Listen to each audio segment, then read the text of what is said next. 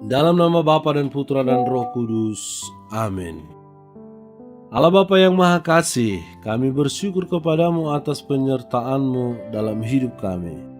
Sebentar lagi kami akan mendengarkan dan merenungkan firman-Mu. Berkatilah kami, agar kami mampu memberi hati dan pikiran untuk merasakan kehadiran-Mu dan sapaan-Mu lewat sabda dan renungan hari ini. Dan semoga semuanya itu menjadi petunjuk bagi kehidupan kami dan menerangi kegelapan hati kami. Sebab Engkaulah Tuhan dan pengantara kami. Amin.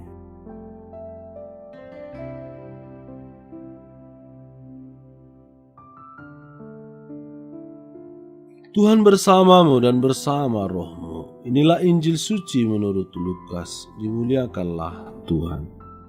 Ketika Yesus selesai mengajar, seorang Farisi mengundang dia untuk makan di rumahnya. Maka masuklah ia ke rumah itu lalu duduk makan.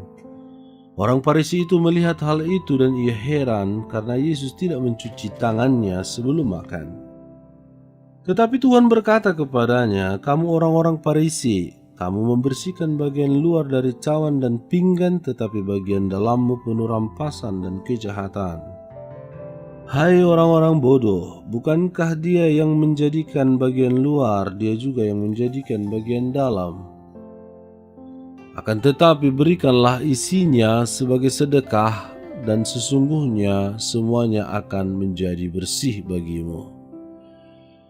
Demikianlah sabda Tuhan. Terpujilah Kristus. Saudara-saudari terkasih, kita sering mendengar pepatah bijaksana yang berbunyi, "Bersih pangkal sehat." Pepatah ini merupakan ajakan luhur dari para pendahulu kita untuk selalu mengusahakan kebersihan diri sendiri agar terciptalah lingkungan yang sehat pula. Lingkungan yang sehat akan menjadi sarana baik untuk pengembangan diri secara menyeluruh. Untuk mendukung itu, kita sering diajak untuk mengusahakan kebersihan, misalnya mengelola limbah menjadi hal bermanfaat, membersihkan rumah secara berkala, dan mengatur pola makan yang tepat. Kebersihan tidak hanya menyangkut hal-hal fisik, tetapi juga menyangkut hal rohani. Kebersihan rohani tidak hanya soal doa, tetapi harus sampai pada penyadaran diri bahwa kita masih butuh tuntunan kasih Tuhan, agar dalam diri kita berkembang pikiran dan perasaan yang bersih dari segala prasangka buruk. Tanpa kita sadari, kita sering mengotori diri sendiri dengan hal-hal buruk yang mengarahkan kita pada perbuatan dosa. Inilah yang dikritisi oleh Yesus dalam Injil yang kita renungkan hari ini. Yesus dikenal sebagai pribadi yang menaruh perhatian dan kasih sayang pada semua orang, termasuk orang-orang yang memusuhinya. Salah satunya adalah orang Farisi. Kaum Farisi dikenal sebagai orang-orang yang taat buta pada aturan hukum secara lahiriah, tetapi tidak mempedulikan tata batin diri sendiri. Mereka memaksa orang untuk mentaati aturan agama Yahudi, tetapi mereka sendiri justru bersikap kompromistis dalam pelaksanaan hukum Taurat. Yesus mengkritik perilaku mereka ini. Kepantasan diri bukan hanya soal taat pada pelaksanaan hukum Taurat semata, tetapi harus sampai pada kebersihan batin di mana setiap orang hendaknya sadar bahwa dirinya diciptakan dengan amat sangat baik oleh Allah dan diutus untuk mengusahakan karya kasih kepada sesama sebagai bagian dari perwujudan iman. Orang yang sehat bukan hanya sekedar dalam tataran fisik, tetapi juga sampai pada kehidupan iman, di mana iman mesti berakar kuat dan diaktualisasikan dalam karya kasih kepada sesama dan alam ciptaan. Kita diundang untuk menciptakan lingkungan iman yang sehat, dan itu dimulai dari kebersihan diri sendiri. Kita bukan hanya sekedar menguatkan iman kita agar kokoh kuat dalam menghadapi tantangan zaman, tetapi kekokohan iman itu harus diwujud nyatakan dalam karya kasih yang hendaknya kita usahakan setiap hari.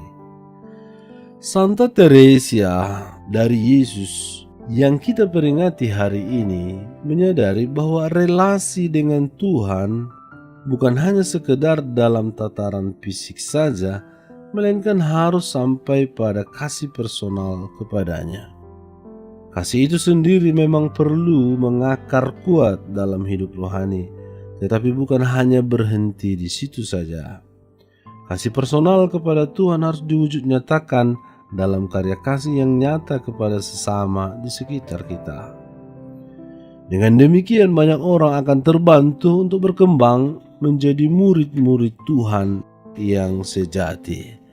Tuhan memberkati. Ya Allah, berilah kami rahmat-Mu agar kami dapat pantas menjadi murid-murid-Mu yang tidak hanya sekedar mementingkan ketaatan iman padamu dan aturan-aturan, tetapi juga mewujud nyatakan perintah firman-Mu konkret dalam karya kasih kami sehari-hari. Amin. Tuhan bersamamu dan bersama rohmu. Semoga saudara sekalian, seluruh cita-cita, harapan, kerinduan, keinginan baik kita untuk memperbarui hidup rohani kita dilindungi, dibimbing, dan diberkati oleh Allah yang Maha Kuasa, Bapa, Putra, dan Roh Kudus. Amin. Allah Bapa kami, penuntun kehidupan, Engkau telah menuntun Abraham menuju tanah terjanji. Engkau juga menuntun bangsa Israel menuju tanah Yerusalem melalui tangan Musa. Kini kami umat-Mu keuskupan Padang sedang berjalan bersama dalam sinode kefikepan menuju keselamatan yang Engkau janjikan dalam diri Putramu Yesus Kristus. Tuntunlah peziarahan hidup kami dengan kuasa Roh Kudus-Mu, agar kami tetap tabah, sabar dan setia menghadapi kesulitan dan tantangan hidup. Bimbinglah kami supaya mampu berjalan bersama, saling meneguhkan dalam iman, harapan, dan kasih. Bunda Maria, doakanlah kami putra-putrimu sepanjang sinode kefikepan ini berlangsung. Ya Bapa, Engkau kami sembah dan muliakan, kini dan sepanjang masa. Amin.